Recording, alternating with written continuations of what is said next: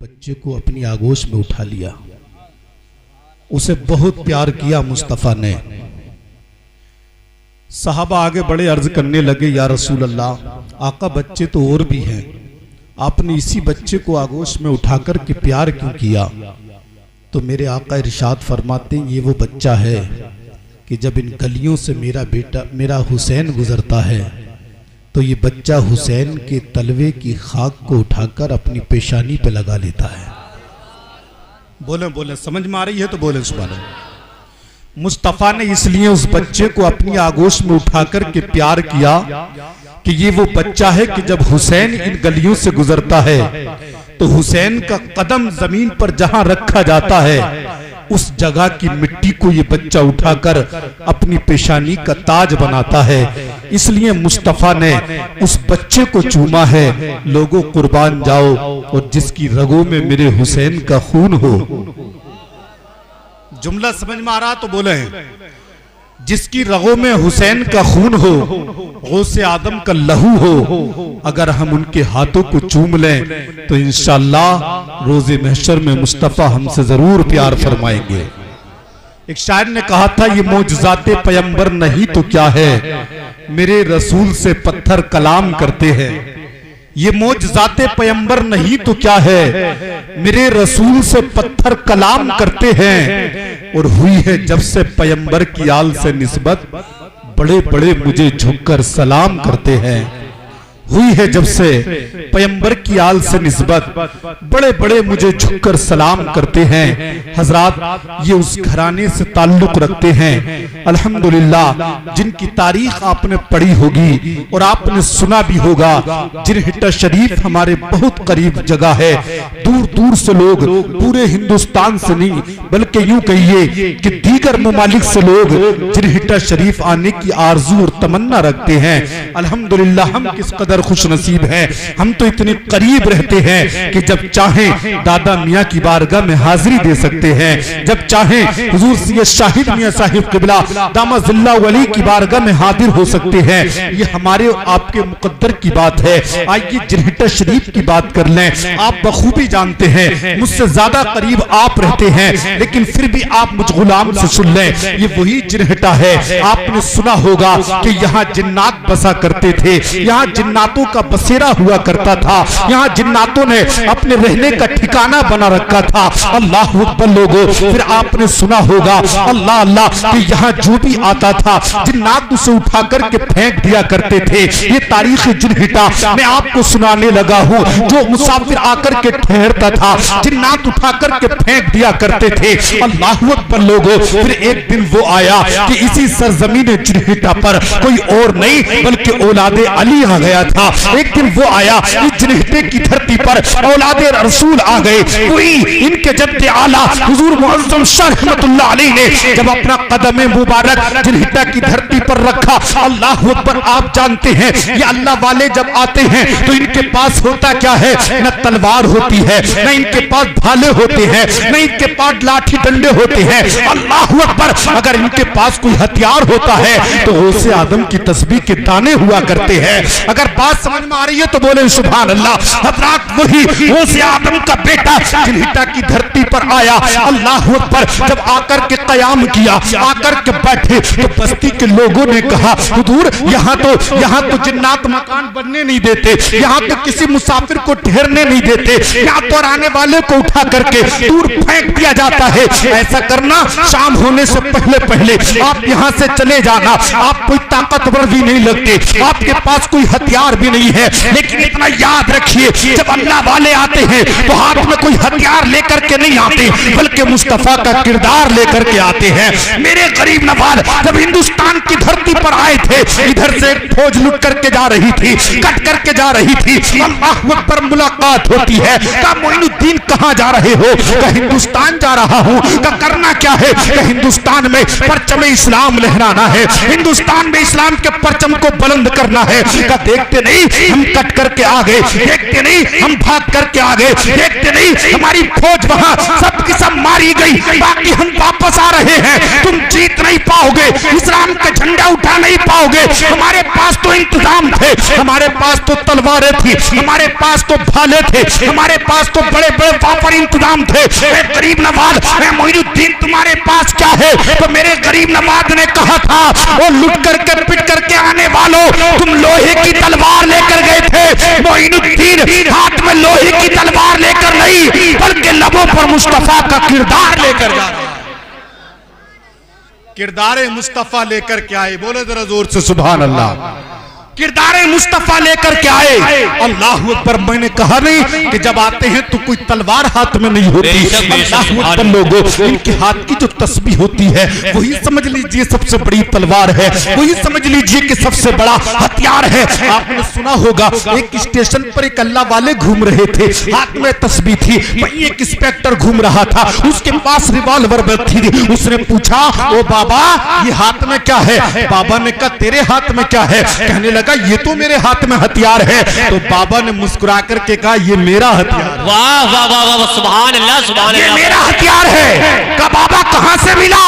कि तू बता तुझे कहां से मिला? तो बाबा ने कहा, उसने कहा था ये मुझे हुकूमत ने दिया है, यहाँ की हुकूमत ने मुझे दिया है। तो अल्लाह वाले ने कहा सुन सुन, तुझे ये हथियार यहाँ की हुकूमत ने दिया है, मुझे बगदाद के सरकार गौसे आदम ने दिया है।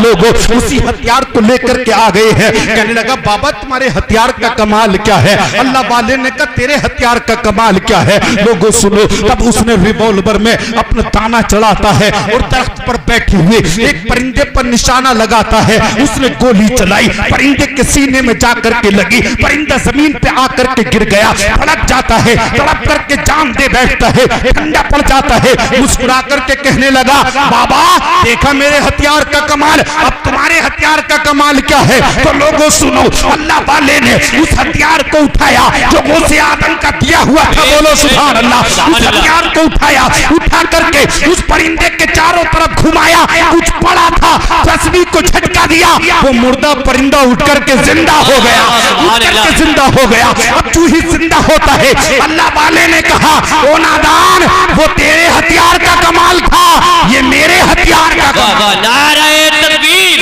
नाराए शाने सिद्दीक़ अकबर, फैज़ाने रोशाही, फैज़ाने मुअज़्ज़मी, सैयद शाहिद मियां साहिब क़िबला, हज़रत अल्लामा मौलाना क़ारी मुनाज़िर हुसैन साहिब क़िबला। नाराए तकबीर, नाराए रिसालत, सरज़मीने मई के सुन्नी मुसलमान। बोले जरा जोर से बोले सुभान अल्लाह। आवाज और दे दे, जरा जोर से कह दे सुभान अल्लाह। हज़रात तो ये मामला है, अल्लाह अकबर। आपने देख लिया या हुजूर तशरीफ लाए ना, अल्लाह अकबर, तो महफिल में रंग जम गया। इन्हीं के जद्दे आला थे। लोगों ने कहा बाबा चले जाओ, यहाँ जिन्नात रहते हैं, आप मुस्कुराते रहे, लोगों की बात सुनते रहे। हद तो ये है लोगों कि शाम हो जाती है, रात का अंधेरा छा जाता है। अल्लाह वालों का काम क्या होता है? रात में बैठ कर के तस्बीह पढ़ते हैं, अल्लाह रब्बुल इज्जत का जिक्र खैर करते हैं। अब वो जिक्र कर रहे थे, अचानक आकर के जिन्नातों ने देखा कि यहाँ कोई इंसान आकर के बैठ गया है। जिन्नात ने देखा, देख करके कहा वो इंसान तुझे हया नहीं आती, तू यहाँ आकर के बस गया है। आगे बढ़े, उठ करके कहने लगे, उठ करके कहने लगा, जिन्नात कहने लगा आप यहाँ से उठ जाओ वरना हम यहाँ से उठा करके फेंक देंगे। इतना जब कहा, अल्लाह वाले ने मुस्कुरा करके कहा कि शायद तुम मुझे जानते नहीं हो, अभी इतना कहा ही था, अगर हिम्मत है मुझे उठाना तो बड़ी बात है, मेरा मुसल्ला उठा करके दिखा दो। अल्लाह अकबर लोगों, अब जिन्नात आगे बढ़ता है, आगे बढ़ करके इनके जद्दे आला के मुसल्ले को उठाना चाहता है, लेकिन मुसल्ले का कोना हिला ना सका। जोर से कह दे सुभान अल्लाह। मुसल्ले को उठा ना सका, तब दूसरे जिन्नात को बुला करके लाया, कोशिश की लेकिन उठा ना सका। और जिन्नात आए, कोशिश की, उठा ना सका। सबके सब आए, उठाना तो बड़ी बात है, मुसल्ले के कोने को हिला ना सके। जब ना हिला सके तो जानू होकर के बैठ गए। वो आने वाले तू है कौन? तब आपने कहा था सुन, मैं कोई और नहीं बल्कि अली का बेटा आ गया हूँ। मेरी रगों में मौला अली का खून है। इतना जब कहा, कहने लगे हुजूर हाथ आगे बढ़ाइए, कलमा पढ़ाइए और अपनी बैत में हमें शामिल करें। वाह सुभान अल्लाह, सुभान अल्लाह, बहुत अच्छे माशाल्लाह, बहुत खूब पैसा माशाल्लाह। उस खानवादे के पीर हमारे सामने बैठे हैं, जोर से कहते हैं सुभान अल्लाह। पीर तो बहुत मिलते हैं लेकिन ये आले रसूल हैं जी। कहते जरा जोर से सुभान अल्लाह। सुभान आले अल्लाह। रसूल हैं। अल्लाह अकबर लोगो, अल्लाह अल्लाह आले रसूल का मकाम और मर्तबा किस कदर आला है आप बखूबी जानते हैं और इसीलिए हम और आप मोहब्बत भी करते हैं कि ये मेरे आका अलैहिस्सलातु वस्सलाम के औलाद हैं। अल्लाह अकबर। हमने मुस्तफ़ा को नहीं देखा, हमने इमाम हुसैन को नहीं देखा, हमने इमाम हसन को नहीं देखा, मौला अली को नहीं देखा, लेकिन कम से कम उनका खून तो उनकी रगों में देख रहे हैं, आले रसूल को तो देख रहे हैं। अल्लाह अकबर लोगों, लेकिन जब आले रसूल की बात आई है, एक बात और कहकर के गुजर जाना चाहता हूँ। अल्लाह अकबर। सिमरकंद का एक शहर है, वहाँ पर एक सैयदजादी रहा करती थी, शोहर का इंतकाल हो चुका है, छोटे छोटे बच्चे साथ में हैं। अल्लाह अकबर। गुर्बत का वक्त था, लेकिन सैयदों का हाल ये है कि ये किसी के आगे हाथ नहीं फैलाते हैं। अल्लाह अकबर। आगे बढ़ी, जब गुर्बत ने ज्यादा आकर के घेरा, हालात ने मजबूर कर दिया, एक शहर से गुजरी, वहाँ एक अमीर मुसलमान रहता था। अल्लाह अकबर लोगों, उस अमीर के बड़े चर्चे थे, उसकी बड़ी वाहवाह होती थी। वो मुसलमान था इसलिए उसकी वाहवाह होती थी। मुसलमानों में अमीर इंसान है। आज भी तुम्हारी बस्ती में न जाने कितने अमीर मुसलमान बसे होंगे, लोग उनकी तारीफ के खुतबे पढ़ते होंगे, लोग उनके हर चौराहे पर जिक्र खैर जिक्र करते होंगे। अल्लाह अकबर। जब इसी तरह उसका जिक्र मशहूर हुआ, उस सैयदजादी ने सोचा किसी के दरवाजे पे ना जा करके अपने नाना के कलमे पढ़ने वाले के दरवाजे पे जा करके खड़ी हो जाती है। अल्लाह अकबर। ये मुसलमान निकल करके आता है, इसने आगे बढ़ करके पूछा वो खातून तू कौन है, कहाँ से आई है? खातून ने आगे बढ़ करके कहा ये मेरे बच्चे हैं, शोहर का साया सर से उतर चुका है, ये बच्चे भूख और प्यास की शिद्दत को बर्दाश्त कर रहे हैं। अल्लाह अकबर। इतना कहा था, कहने लगा तू है कौन, तू रहती कहाँ है, किस खानदान से तेरा ताल्लुक है? उस सैयदजादी ने कहा था खानदान की बात करता है, कबीले की बात करता है, तू मेरी बात करता है तो सुन, अगर पूछना चाहता है मैं किस खानदान से ताल्लुक रखती हूँ तो कहती है कि मैं औलादे रसूल हूँ, मैं औलादे अली हूँ। इतना जब कहा था, अल्लाह पर मुंह बनाने लगा, मुंह बिगाड़ने लगा और बिगाड़ करके कहने लगा हाँ ऐसे जने कितने आते हैं अपने आप को औलादे रसूल कहलाते हैं, कोई तेरे पास सबूत है कि तू औलादे रसूल है? कोई दलील हो तो ला करके दिखा दे। इतना कहा था, वो वापस चली जाती है। अल्लाह अकबर लोगों, अभी रास्ते से गुजरी ही थी, एक आतिश परस्त देखता है जो आग की पूजा करता था। उसने जब बच्चों को देखा, बहया खातून को देखा, पर्दा खातून को देखा, आगे बढ़ के जाती है, आगे बढ़ जाता है और उन बच्चों के करीब जा करके कहता है वो बच्चों मेरी इतनी हिम्मत तो नहीं है कि मैं इस खातून का सामना कर सकूं, कि इस खातून का चेहरा देख सकूं, लेकिन बच्चों जरा इतना बता दो ये जो खिले हुए फूल, मुरझाए हुए चेहरे हैं, ये जो तुम्हारे खिले हुए फूल अल्लाह अकबर चेहरे हैं, ये तो बता दो तुम हो कौन है? अल्लाह अकबर। तब आवाज आती है उस खातून की। उस खातून ने कहा था हम औलादे अली हैं। इतना कहा तो वो आतिश परस्त आगे बढ़ करके कहने लगा ओ खातून क्या तुम उस अली की औलाद हो? अल्लाह अकबर। जिसने खैबर को फतह किया था, तुम उस अली की औलाद हो जिसका बेटा हसन और हुसैन है, तुम उस अली की औलाद हो जिसके निकाह में मुस्तफा ने अपनी बेटी लख्ते जिगर खातून जन्नत को दिया था। अल्लाह अकबर लोगों, जब इतना कहा खातून ने कहा हाँ हम औलादे रसूल हैं, उसी घराने से हमारा ताल्लुक है। उसने कहा करम फरमाइए, मैं मुसलमान नहीं, करम फरमाइए मैं आपका पड़ोसी करीबी रिश्तेदार नहीं, लेकिन इतना करम फरमा दे आप मेरे घर तशरीफ ले चले। लोगों इतना कहा, वो अपने बच्चों को लेकर के उसके घर चली जाती है। जाकर के देखा उसने अपने बिस्तर लगाया, बच्चों के लिए खाने का इंतजाम किया, खाना खिलाया, बिस्तर लगाया, बच्चों को सुला दिया। अल्लाह ऊपर ये खातून बैठती है, रब की बारगाह में दुआ के लिए अपने हाथों को दराज कर देती है, अपने हाथों को उठा देती है। अल्लाह अकबर लोगों, यूं ही रात गुजर जाती है। अब जब दिन निकलने को आता है, सुबह नमूदार होती है। ये रात को सो गया था, इनकी खिदमत की इसने, सैयदों की खिदमत की और अपने बिस्तर पर सो गया ये आतिश परस्त। उधर वो जिसने दलील मांगी थी वो भी अपने बिस्तर पर सो गया। अल्लाह अकबर लोगों, जब रात का कुछ हिस्सा अरसा गुजरता है, ख्वाब में मुस्तफा का दीदार हो जाता है। सुभान अल्लाह। लाते हैं मुस्तफा ने आकर के अल्लाह पर उसका मुसलमान का हाथ पकड़ा, वो जो अमीर ज़्यादा था उसका हाथ पकड़ा, लेकर के जन्नत की तरफ गए। एक महल दिखाया, वो कहने लगा हुजूर ये महल किसका है? जब इतना कहा तो मेरे आका ने मुस्कुरा करके कहा ये मेरे उम्मती का महल है, ये मुसलमान का महल है, जो दुनिया से आएगा तो उसे ये महल दिया जाएगा। अर्ज करने लगा हुजूर मैं भी तो आपका उम्मती हूँ, मैं भी तो एक मुसलमान हूँ, सरकार ये महल मुझे अता कर दे। जब इतना कहा मुस्तफा को जलाल आ गया। नबी ने इरशाद फरमाया क्या दलील है तेरे पास कि तू मुसलमान है? क्या सबूत है तेरे पास कि तू मुसलमान है? अल्लाह अकबर इतना कहा, शर्म की वजह से नजर नीचे झुक जाती है। मेरे मुस्तफा इरशाद फरमाते हैं कल मेरी बेटी तेरे दरवाजे पर गई थी तो तू सैयद होने के सजदे मांग रहा था, तू सैयद होने की दलीलें मांग रहा था, तू सैयद होने का अजब और नसब का चजरा मांग रहा था। याद रख आज मैं तुझसे मांगता हूँ, बता तेरे पास दलील क्या है, बता तेरे पास सबूत क्या है कि तू सैयद है, कि तू मेरा उम्मती है, कि तू मुसलमान है। इतना जब कहा शर्म की वजह से नजरें झुक जाती है, आंख खुल जाती है, बेदार हुआ, उठा गलियों में घूमने लगा। दीवाना बार घूमता है, कहता है वो लोगों रात मेरे मेहमान थे, एक खातून थी, 2 बच्चे थे, उनका पता बता दो, उनका एड्रेस बता दो। किसी बताने वाले ने बता दिया एक खातून थी, छोटे छोटे बच्चे साथ में थे, तेरे दरवाजे से लौट करके आए थे। वो सामने एक आतिश परस्त रहता है जो आपकी पूजा करता है, वो उसे लेकर के चला गया है। आज रात में उसके मकान पर ठहरे हैं। ये अमीर मुसलमान उस जाकर के उसके दरवाजे पर दस्तक देता है, वो दरवाजा खोलता है, दरवाजा खोल के बाहर निकल करके आया तो उसने पूछा वो आवाज करने वाले कौन है?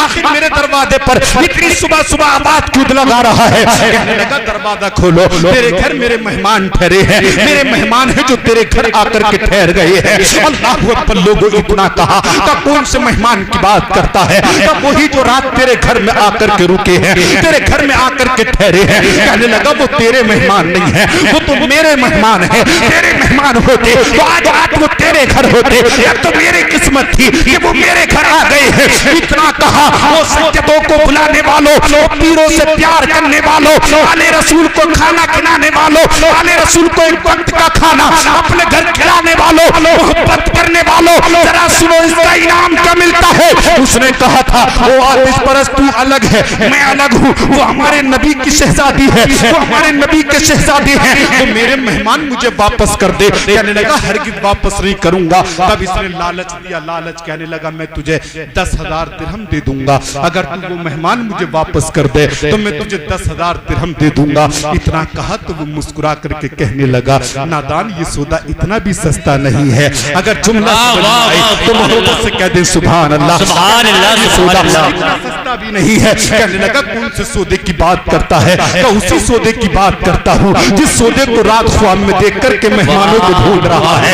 अल्लाह अकबर। कोई जन्नती महल है, इतना कीमती महल मैं तुझे 10,000 दिरहम में दे सकता हूँ, ये तूने सोच भी कैसे लिया? कहने लगा कौन से महल की बात करता है? तब वही महल जो मुस्तफा ने रात तुझे ख्वाब में दिखाया है। इतना कहा तो वो कहने लगा तो मैं था ख्वाब में और मेरे नबी थे, तुझसे मतलब क्या है? तुझे क्या पता? कहने लगा नादान जहाँ मुस्तफा तुझे वो महल दिखा रहे थे वही मुस्तफा औलादे रसूल की खिदमत करने के बदले वो महल मुझे अता फरमा रहे थे। याद रख इतना कीमती महल मैं 10,000 दिरहम में तुझे नहीं दे सकता।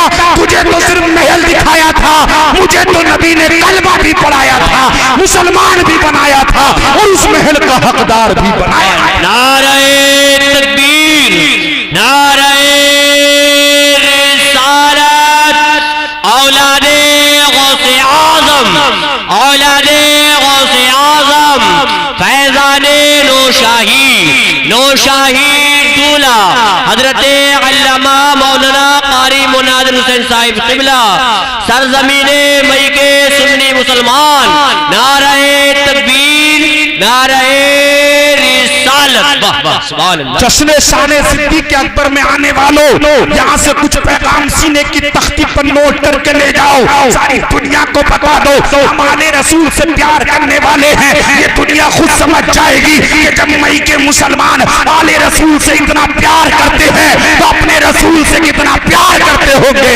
अल्लाह अकबर, ये सारी दुनिया को बता दो। मेरे सिद्दीक अकबर की बात आई है, मैं चंद मिनट की बात कहकर के रुखसत होना चाहता हूँ। उस सिद्दीक अकबर ने अपनी सारी जिंदगी को मुस्तफा के नाम पर कुर्बान कर दिया था, और ऐसा कुर्बान किया, ऐसा कुर्बान किया। लोगों, आज तो हमारी तादाद बहुत ज्यादा है, फिर भी नारा लगाने में शर्म आती है, दीन की बात करने में हया आती है, लेकिन बाहरे अबू बकर सिद्दीक तेरी अजमतों को सलाम, बाहरे अबू बकर सिद्दीक तेरे किरदार और अखलाक को सलाम। नबी की बारगाह में हाजिर हुए, कलमा पढ़ने के बाद अर्ज करने लगे, या रसूल अल्लाह, ऐसे घुट कर कब तक जिया जाएगा? कब तक हम खामोशी के साथ अपने रब का नाम लेते रहेंगे? अल्लाह का नाम तो सबसे बुलंद है। आका अबू बकर को इजाजत दे दे। अबू बकर खुले आम ये काम करना चाहता है, लोगों को पैगाम आम करना चाहता है, दावत इस्लाम चौराहे पर खड़े होकर के अबू बकर देना चाहता है। इतना जब कहा था तो मेरे मुस्तफा ने इरशाद फरमाया, अबू बकर जानते हो, जब तुम चौराहे पर खड़े होकर के पैगाम हक सुनाओगे, अपने नबी की बात करने लगोगे, तो लोग तुम्हें पत्थर मारेंगे, लोग तुम्हें डंडे मारेंगे, लोग तुम्हें बुरा भला कहेंगे, लोग तुम्हें गालियां बकेंगे। अबू बकर ने कहा था, या रसूल अल्लाह, आका आपकी मोहब्बत इतनी गालिब आ गई है कि न किसी डंडे से डर लगता है, न किसी पत्थर से डर लगता है, न किसी की गालियों से डर लगता है। सरकार इजाजत दे दे। अब अबू बकर से रहा नहीं जाता। अगर डंडे लगेंगे तो अबू बकर सह लेगा, अगर पत्थर लगेंगे तो अबू बकर सह लेगा, लेकिन इस तरह खामोश रहना ये अबू बकर को गवारा नहीं होता। घुट घुट करके जीना ये अबू बकर को अच्छा नहीं लगता। इतना कहा, मुस्तफा इरशाद फरमाते हैं, अबू बकर अगर तुझे जान की परवाह नहीं है तो चला जा, अबू बकर तुझे माल की परवाह नहीं है तो चला जा। हजरत अबू बकर आते हैं, एक मैदान में आकर के स्टेज लगाते हैं, वो लोगों में बात करने लगा हूँ। बड़े बड़े खतीबों को आपने सुना होगा, बड़े बड़े मुकर्रिरों को आपने सुना होगा, लेकिन मैं इस्लाम के सबसे पहले मुकर्रिर की बात करता हूँ, इस्लाम के सबसे पहले खतीब की बात करता हूँ, जिसने चौराहे पर मिंबर लगा दिया। आज तो मोहल्ले में 4 लोग नाराज हो तो जलसे कैंसिल हो जाते हैं। आज तो अपने ही लोग मुंह बनाने लगे तो लोग प्रोग्रामों को कैंसिल कर देते हैं। लेकिन बारे अबू बकर जिधर को नजर डालता है कुफ्फार और मुशरिकीन नजर आते हैं, जिधर को नजर डालता है मक्के के काफिर नजर आते हैं, लेकिन फिर भी मोहब्बत रसूल इतनी मौतें मार रही है कि अबू बकर कहता है, न जान की परवाह न माल की परवाह। अबू बकर को किसी चीज की परवाह नहीं है। चौराहे पे जाकर के स्टेज लगा दिया। अबू बकर अपने नबी की बातें करने लगा। जरा जोर से कह दो सुभान अल्लाह, सुभान अल्लाह, सुभान अल्लाह, सुभान अल्लाह। बहुत अच्छे माशाअल्लाह, बहुत अच्छे। अबू बकर ने अपने मुस्तफा की बात की। बोले जरा जोर से, जोर से, जोर से बोले, जोर से। किसकी बात की? अबू बकर ने मुस्तफा की बात की। स्टेज लगाया अबू बकर ने, पैगाम हक सुनाना शुरू कर दिया, अपने नबी की अजमतों के गीत गाने शुरू कर दिए। इतना कहा था, चारों तरफ से लोग मूवमेंट करके आने लगे। ये अबू बकर किसकी बात करता है? किसी ने कहा अबू बकर उसकी बात करता है। अल्लाह अकबर, जो एक पैगाम एक दिन लेकर के आया है, अबू बकर उसकी बात करता है। जो अब्दुल्लाह का बेटा है, अबू बकर उसकी बात करता है। जो पैगाम मोहम्मद करके आया है। इतना जब कहा तो कुफ्फारे मक्का ने अबू बकर पर पत्थर मारने शुरू कर दिए, अबू बकर को गालियां बकना शुरू कर दी। तारीख बताती है अबू बकर को नीचे उतार लिया, उतार करके डंडे मारे अबू बकर के, जिस्म को लहू लुहान कर दिया अबू बकर के। लोगों, तुमने इस्लाम के लिए कौन सी मुसीबत का सामना किया है? तुमने इस इस्लाम के लिए कौन से आजमाइश पर उतरे हो? तुमने इस इस्लाम के लिए कौन सी कुर्बानी दी है? उंगली तुम्हारी इस्लाम के लिए नहीं कटी, बेटा तुम्हारा इस्लाम के लिए नहीं कटा, माल तुम्हारा इस्लाम पर खर्च नहीं हुआ, जान तुमने इस्लाम पर खर्च नहीं की। तुम्हें तो कमाया इस्लाम मिल गया, तुम्हें तो फूला हुआ इस्लाम मिल गया, तुम्हें तो चमकता दमकता इस्लाम मिल गया। तुमने तो अपने घर में आंखें खोली थी, अल्लाह ऊपर तो कुरान के पारे देखे, तुमने तो अपने घर में आंखें खोली तो तस्बीह के ताने देखे, तुमने तो अपने घर में आंखें खोली नबी की नात को पढ़ता हुआ घर वालों को देखा। ये कौन सा कमाल हो गया? कमाल तो अबू बकर के घर का था, अबू बकर के वालिदैन हैं। अल्लाह अकबर लोगों, माँ तो कभी कभी अबू बकर को ले जाकर के बुतों के सामने खड़ा करती थी। अबू बकर ने सारी जिंदगी कभी किसी बुत की ताजीम नहीं की। जोर से कहे सुभान अल्लाह, सुभान अल्लाह। सारी जिंदगी अबू बकर ने किसी बुत की ताजीम नहीं की, हमेशा बुराई करते रहे। क्योंकि अबू बकर बचपन में भी मुस्तफा के साथ था। वाह वाह, सुभान अल्लाह, कह दो जरा जोर से कह दो सुभान अल्लाह। सुभान अल्लाह। अबू बकर बचपन में भी मुस्तफा के साथ कभी किसी बुत की तरफ हाथ बढ़ा करके हाथ नहीं उठाए, बल्कि अबू बकर हमेशा उनकी मुखालफत करते रहे। क्यों ना करें, जो जिसके साथ होता है वो उसी की जैसी बात भी करता है। अबू बकर किसी दुनियादार का साथी नहीं था, अबू बकर तो मुस्तफा का साथी था। जोर से कह दे सुभान अल्लाह। और ऐसा साथी था, अल्लाह अकबर लोगों, ऐसा साथी था अबू बकर कि अबू बकर ने चौराहे पर आकर के जब पैगाम हक सुनाया, लोगों ने बदले में अबू बकर को मारना शुरू किया। बस मैं अपनी बात को खत्म कर रहा हूँ। सरकार यहाँ बैठी है, तबीयत भी हजरत की ऐसी रहती है, ये करम फरमाई है, बड़ी बात है। वरना सरकार तो दुआ फरमा दे तो हम गुनाहगारों का बेड़ा पार हो जाएगा। लेकिन अल्लाह अकबर लोगों, ऐसे मौके भी बार बार नहीं मिलते जो कुछ देर बैठ कर के सरकार की रुख ज़ेबा की ज़ियारत हो जाए। आइए अल्लाह ऊपर मैं बात को मुकम्मल कर दूं। ये अबू बकर को जब लोगों ने मारा, इतना मारा कि बेहोश हो गए। उन्होंने जाना कि अब अबू बकर खत्म हो गया, उन्होंने जाना कि अब अबू बकर का इंतकाल हो गया। वो लोग तब छोड़ कर के जाते हैं। अल्लाह ऊपर खानदान वाले आगे बढ़े, आगे बढ़कर के अबू बकर को देखा, अबू बकर के मुंह में पानी डाला। अबू बकर को 3 दिन तक लोगों होश नहीं आया। अल्लाह ऊपर इतनी मुसीबतों और मुश्किलों का सामना हजरत अबू बकर सिद्दीक ने किया है। अल्लाह अकबर, 3 दिन के बाद जब मेरे हजरत अबू बकर सिद्दीक को होश आता है, आंख खोल करके पूछते हैं। अभी आंख खुली थी तो पूछा। अल्लाह अकबर कहने लगे, लोगों ये बता दो कि मेरे मुस्तफा का हाल क्या है। अल्लाह अकबर, आशिक हो तो ऐसा हो, न महबूब का जवाब है न मुहिब का जवाब है। आशिक हो तो ऐसा हो। अबू बकर ने आंख खोली। घर वालों खानदान वालों ने कहा था, अबू बकर किस मुस्तफा की बात करता है जिसकी वजह से आज तेरी ये हालत हो गई है, जिसकी वजह से तुझे लोगों ने पत्थर मारे, तेरे ऊपर डंडे बरसाए, फिर भी उसी की बात करता है। हजरत अबू बकर ने कहा था, मेरी आंखों के सामने से हट जाओ, इन आंखों को मुस्तफा का दीदार करा दो, मेरे नबी का पता बता दो कैसा है, कैसे है नबी। किसी ने कहा अबू बकर तेरी टांग टूटी है। अबू बकर ने कहा कोई परवाह नहीं, लेकिन मुस्तफा की परवाह है। किसी ने कहा अबू बकर तेरे जिस्म पर कोड़े लगे हैं, तेरा जिस्म लहू लुहान हो चुका है। अबू बकर कहते हैं, मुझे अपने बहते हुए खून की फिक्र नहीं है, फिक्र है तो आमना के लाल की फिक्र है। लोगों मुझे मेरा महबूब दिखा दो, मुझे मेरा महबूब दिखा दो। इतना कहा। अल्लाह अकबर लोगों, मुस्तफा अलैहिस्सलाम बेकरार हैं। इधर हजरत अबू बकर को ले जाकर के उठा करके साथ कांधों के सहारे अबू बकर को उठाया, लेकर के मेरे नबी के करीब पहुंचे। अभी दरवाजे के बाहर खड़े थे, इतने में अंदर से मुस्तफा इरशाद फरमाते हैं, लोगों दरवाजा खोल दो, मेरा अबू बकर आ गया है। जरा जोर से कह दे सुभान अल्लाह। मुस्तफा को कितना प्यार था हजरत अबू बकर से। करीब आए, दरवाजा खुला, नबी पाक को देखा, चेहरे पर मुस्कुराहट आई। मुस्तफा फरमाते हैं, अबू बकर बड़ी मुसीबतों का सामना करना पड़ा है,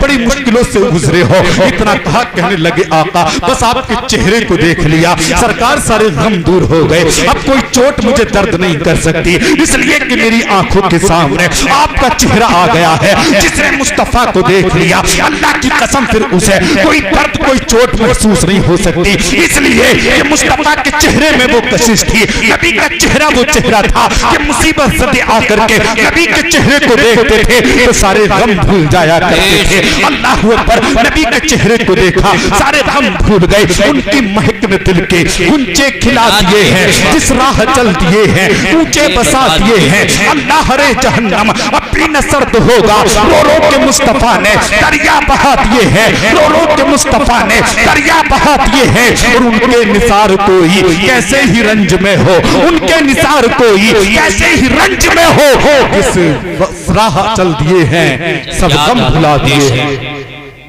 जब याद आ गए हैं, जब याद आ गए हैं सब गम भुला दिए हैं। मेरे नबी वो नबी हैं, अल्लाह की कसम उस नबी की वफादारी का पट्टा अपने गर्दन में डाले रहो, औलाद रसूल से सच्ची मोहब्बत करते रहो। अल्लाह रब्बुल इज्जत हमें और आपको अमल की तौफीक अता फरमाए। वमा अलैना इल्लल बलाग। अस्सलामु अलैकुम व रहमतुल्लाह। वालेकुम सलाम व रहमतुल्लाह।